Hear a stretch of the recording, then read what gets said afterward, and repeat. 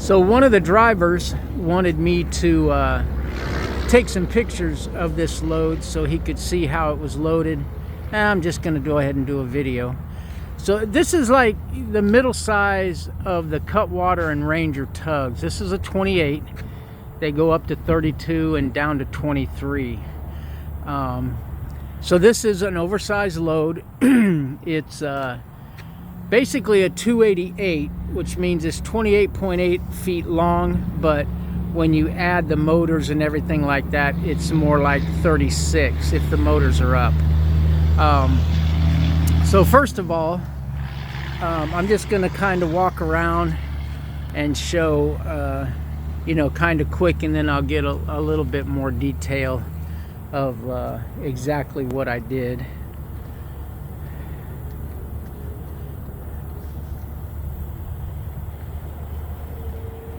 Let me step back some.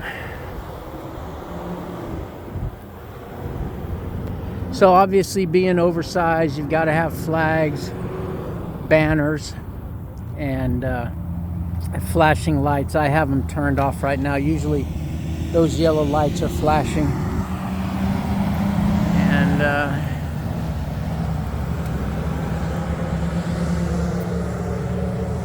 all right, so now you just kind of see all the way around basically what it's going to amount to. Let me start back here. We'll go to the strapping last. Depending on the size of the boat, you know, is going to depend on where you load it, how far forward, how far back. You know, most of the weight is going to be back here in the back part of the boat. Okay, so I've got it centered in between these two tires. I have it on 2 stern bunks.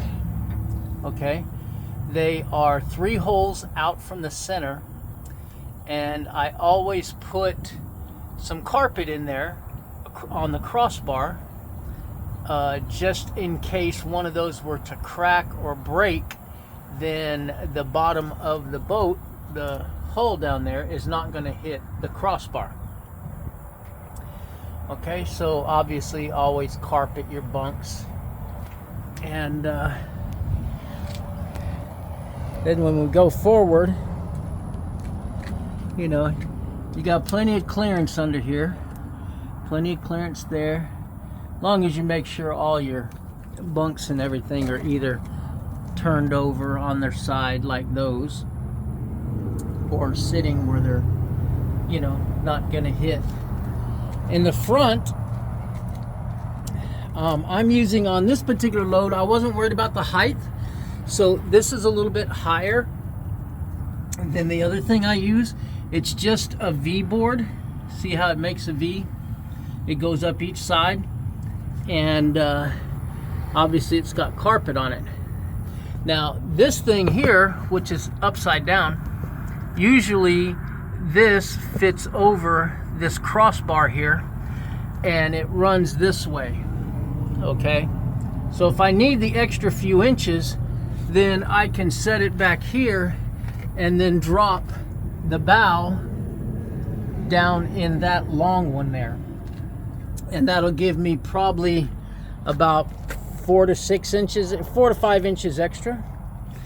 What you don't want to do, you have a bow thruster up here. Okay, don't, when you go to set the front of the boat down, don't set it down right here directly under the bow. I don't really know how strong this part of the hull is, but it's nowhere near, you're not grabbing as much as you are back here, so you grab a lot of it.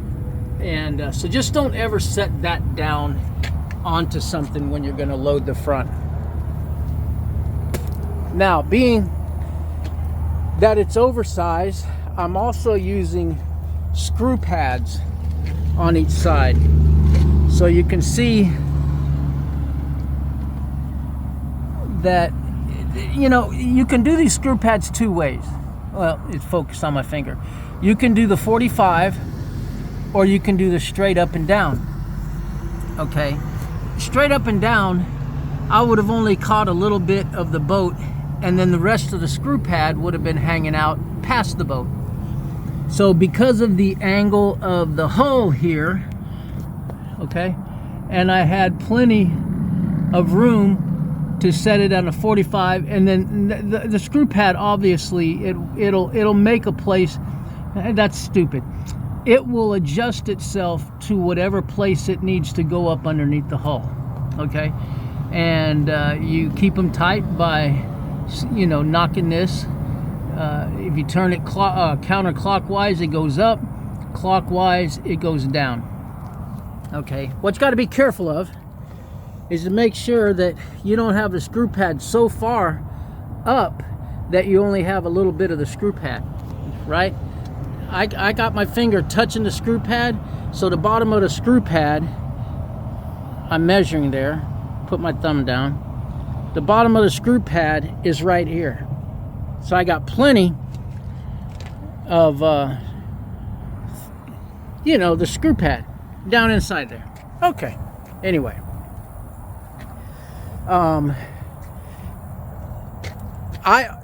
There are D-rings up in here, right up in there, but that's just not enough, okay?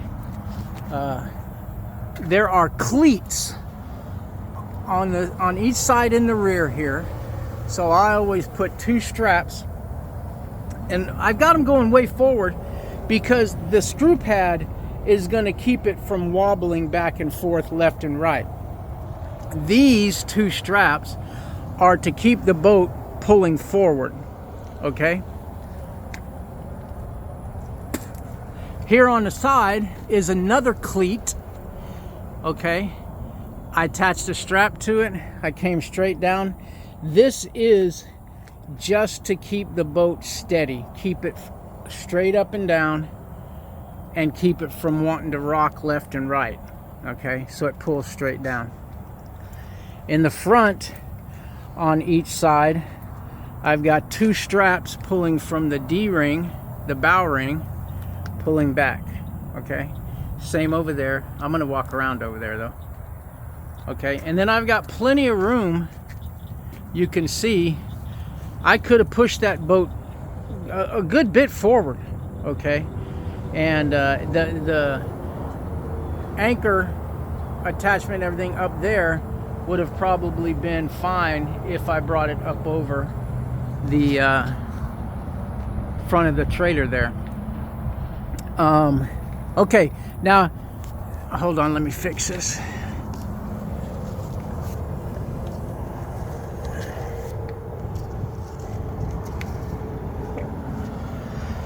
Okay, so when you're doing the oversize, I'm going to go all the way to the front of the truck here.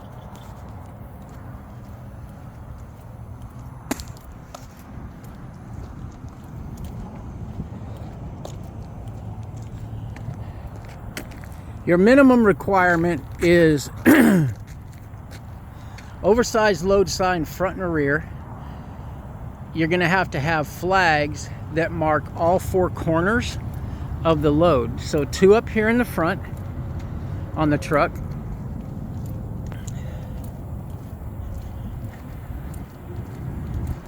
Now, in some states it'll say all 4 corners and mark the widest part of the load. Okay, and again, there's the 2 straps coming down on this side. Okay, so as you can see, that roughly is the widest part, where the widest part ends, and then the front, it starts to curve in. Okay, you see up there, it's not as wide here as it is right there. And then that other flag there is to mark the widest part from the rear. So basically, between these 2 flags, that one and that one, this is the widest part of the boat here. It's not always the case. Okay, sometimes the rear is going to be the widest, but you still need to mark it. Now, why do I have so many flags? Well, I put these down here, so when I'm going down the road, you know, they're flapping. And this is down more where cars will be. Not that they're going to hit the widest part, because it's way up here. Okay, but I mark it anyway. This is for, you know, I put it up higher for drivers, truck drivers, RVers, anything like that. You know, I put them up high. Okay, and then I have it here, because here's where my wide load starts. Right here, I have the flags in the rear on each side, okay?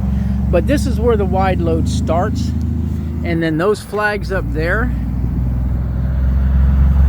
that one and that one, are where the wide load stops, and it starts to get narrow again.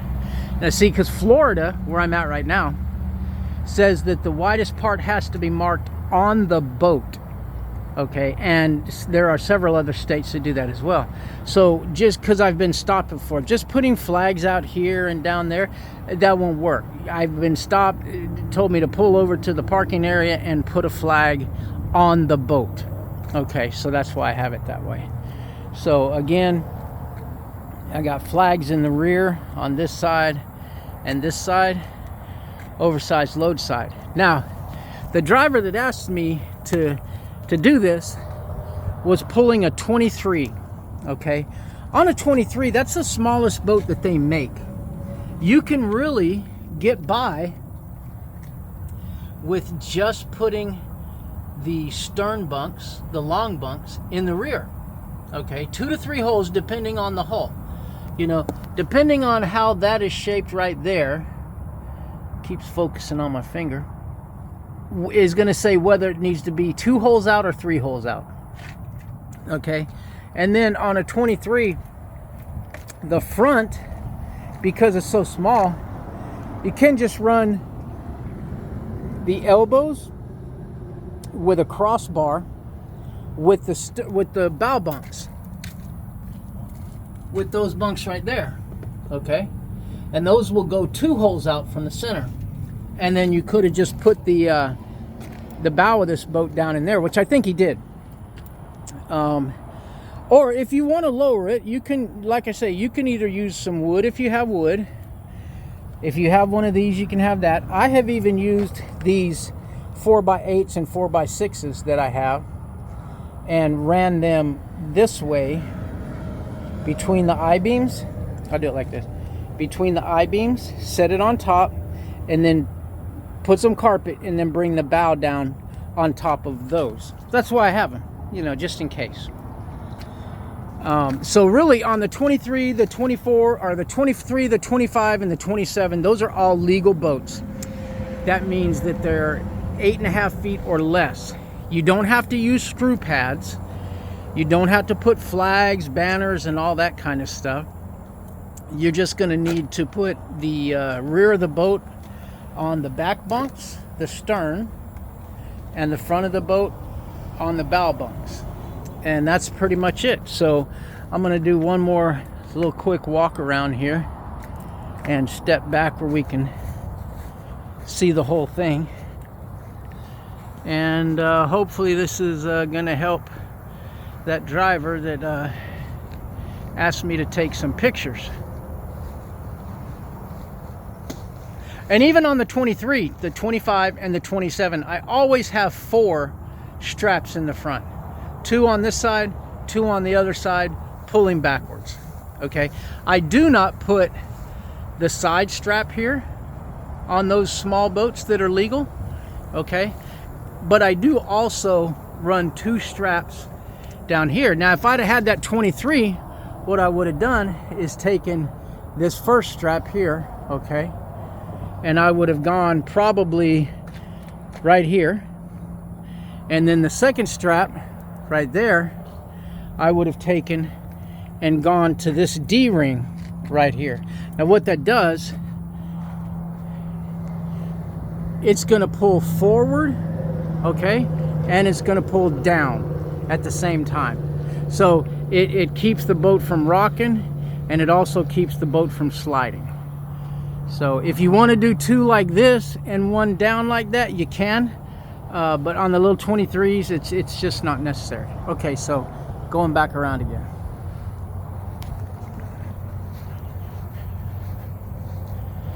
And you see, because like I said, this is a 28, but right here where the door is, this is where the platform starts.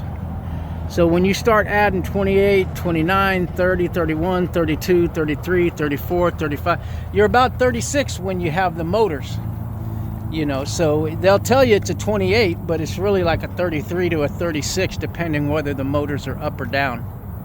All right.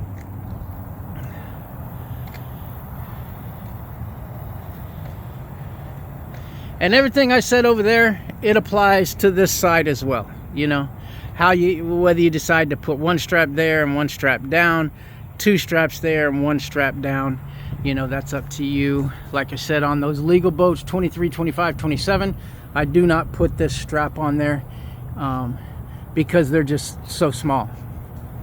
And here we're going to show this again, how I have that laying on that versus using that piece right there or those blocks.